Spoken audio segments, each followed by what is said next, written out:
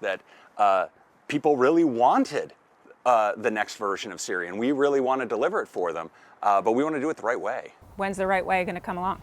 Well, in this case, we really want to make sure that we have it very much in hand before we start talking about dates for obvious reasons. And will that include these features that you had previously announced and more? I mean, is this the effort to make Siri this more interactive AI companion? Sure. Well, I mean, look, on the one hand, I would love to dish about my enthusiasm for our future plans, but that's exactly what we don't want to do right now, right? To Makes sense. Misset expectations. We want to deliver something great that you and all of our customers really appreciate. You have mentioned Apple Intelligence a lot, and to be honest, I'm not really a big user of Apple Intelligence. I'm using a lot of your competitors' products. Can you or will you keep up with that competition? Well, again, it's important to realize our strategy is a little bit different than some other people's, right? Our idea of Apple Intelligence is using generative AI to be an enabling technology for features across our operating system. So much so that sometimes you're doing things you don't even realize you're using Apple Intelligence or AI to do them.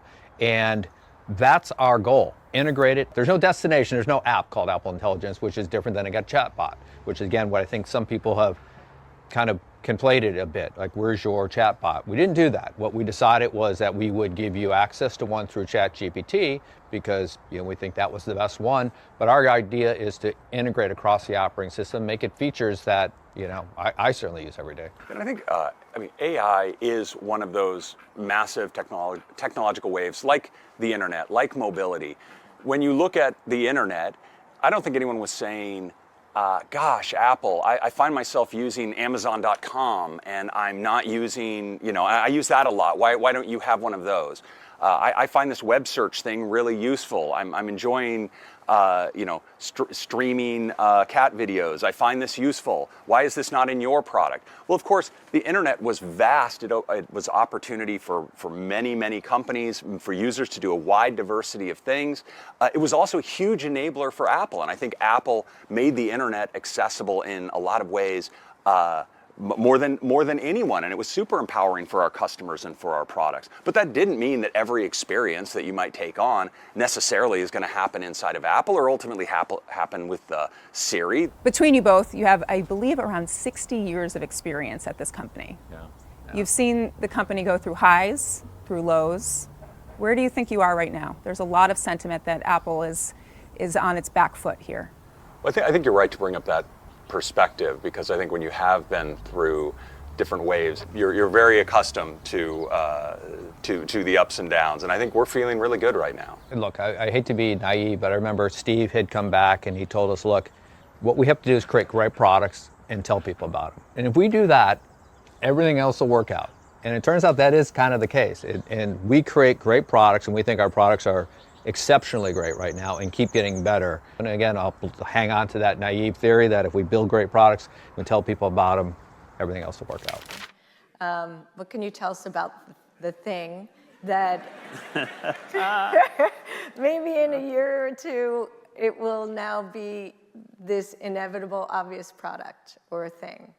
Well, the reason... Sam? I'm going to leave it to Jony. Yeah, you'll have more luck with Sam than me. I know. The reason I fell in love with Sam was, so I actually contacted Sam, which I've not done before, and I was very shy. The researchers at OpenAI are terrifying, really intimidating, until you get to realize that they are way more curious, way more creative, and the research team are absolutely spectacular, and the design team, our teams have gelled in a really conspicuous way. But what was lovely was what I went to with Sam wasn't a product, but it was a tentative thesis. It was an idea about, it was a thought about the nature of objects and our interface, and it was very general, and we didn't know whether that would lead to a product. Do you remember what that thought was? Oh, of course I do. Oh, can you share? It was to do with, no, I can't share it, can I? No. Sam, what can you tell us about what you're building? I'm like an easier person to crack, so I would try to. Jony is great at giving a non-answer. I get very excited and want to talk about it. I will say the vibe that I would hope we We'll take do. it. One of the things that I think has gone wrong with modern technology, and by the way, a lot has gone right. I think the iPhone is like thus far the crowning achievement of consumer products. It's an amazing thing. But one of the things that has gone wrong is when I use current devices or most applications, I feel like I am walking through Times Square in New York and constantly just dealing with all the little indignities along the way. Flashing lights in my face, tension going here, people bumping into me, like noises going off. And it's an unsettling thing. You know, it's like bright stuff flashing, notifications coming, you know, like dopamine chasing here and there, and like short attention spans. And I understand how we got here, but I don't think it's making any of our lives like peaceful and calm and just letting us focus on other stuff. And an early thing we talked about with the devices we hope to build is if you have this really smart AI that you trust to do things for you over long periods of time, filter things out, be able to be contextually aware of when it should not really bother you, but when it should like present information to you or ask for your input or not, and you trust it over time, and it does have just this incredible contextual awareness of your whole life. You can then go for a vibe that is not like, you know, walking through Times Square and getting bumped into and having all this stuff compete for your attention, but like sitting in the most beautiful cabin by a lake and in the mountains and sort of just enjoying the peace and calm. And I think this actually just isn't possible in the pre-AI world of technology. I think this isn't possible with the current kinds of devices that we have. But I hope we build devices that can offer you back some of that spirit. Yeah, lovely. So these devices that will be built at some point, when do you think people will be able to see them? Ish. Sure. I mean, we Like within 5 years? Oh, much sooner than that. Okay. No, 5 years. 2? I think even less than that. Well, I can tell you where I think things are going to go, which is that we're not going to have a phone, or in the traditional sense, what we call a phone will really be an edge node for AI inference, for AI video inference, with some radios to obviously connect to. But essentially, you'll have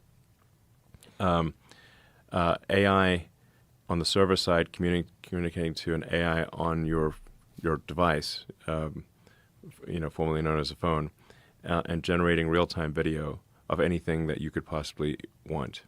And I think that there won't be operating systems, there won't be apps in the future. There won't be operating systems or apps. It'll just be, you've got a device that is there for the screen and audio and for and to put as much AI on the device as possible, so as to minimize the amount of bandwidth that's needed between your edge node device, formerly known as a phone, and the servers.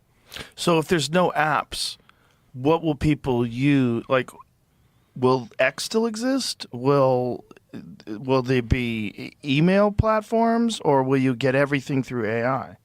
You'll get everything through AI. Everything through AI. What will be the benefit of that, as opposed to having individual apps?